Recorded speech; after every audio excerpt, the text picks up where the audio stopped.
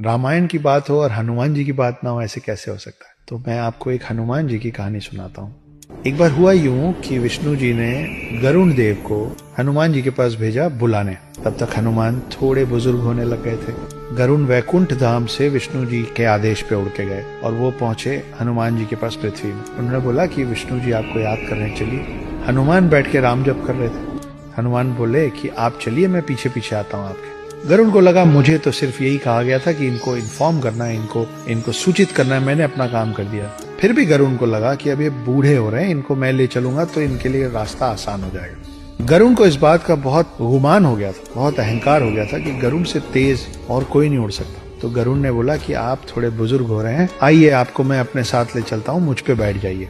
हनुमान जी ने फिर से कहा कि मैं अभी अपना जाप खत्म करूंगा, उसके बाद आऊंगा, आप चलिए मैं आता हूँ। गरुण निकल गए। गरुण पूरे स्पीड से उड़ के वापस विष्णु जी के पास वैकुंठ धाम पहुंचे। मगर वहां पहुंच के देखते क्या है, वो देखते हैं कि ऑलरेडी हनुमान जी बैठे हुए हैं विष्णु जी के पांव के पास। ये पूछते हो कि प्रभु मुझे कैसे याद किया। गरुण को समझ में नहीं आया कि मैं इतने वेग से उड़ के आया हूँ, मुझसे पहले हनुमान जी पहुंचे तो पहुंचे कैसे। और उनके दिमाग में एक और सवाल था कि अगर हनुमान जी यहाँ पहुंच भी गए थे तो द्वारपाल जो उस दिन सुदर्शन चक्र थे वो हनुमान को अंदर कैसे आने दिए।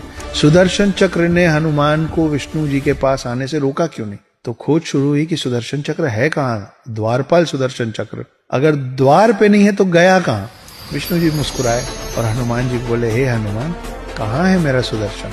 हनुमान जी ने मुंह खोला और मुंह के अंदर से सुदर्शन चक्र निकला। सुदर्शन चक्र को इस बात का अभिमान हो गया था कि उससे ताकतवर कोई अस्त्र शस्त्र नहीं है, और गरुण देव को इस बात का अभिमान हो गया था कि उनसे तेज कोई उड़ नहीं सकता। हनुमान जी ने एक ही सफर में इन दोनों की सारी गलतफहमी दूर कर दी थी। वो अस्त्रों में सर्वश्रेष्ठ सुदर्शन चक्र को निगल गए थे और गरुण से पहले विष्णु जी के पास पहुंच गए थे। ये हैं हमारे हनुमान।